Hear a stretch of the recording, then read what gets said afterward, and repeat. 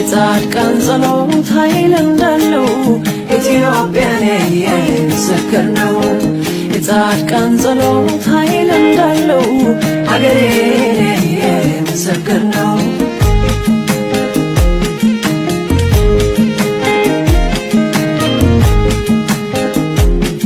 አላፋትን የምትሰበስብ በሰሜን በደቡብ ምታብብ የብዙዎች ጥላ ማረፊያ እናት ሀገር ኢትዮጵያ እጆችሽን ዘርጊ ወደ ላይ ምስጋናሽ ይሰማ በሰማይ የረድኤትሽ ጋሻ እሱ ነው በእግዚአብሔር የዳነ እንዳንቺ ማን ነው?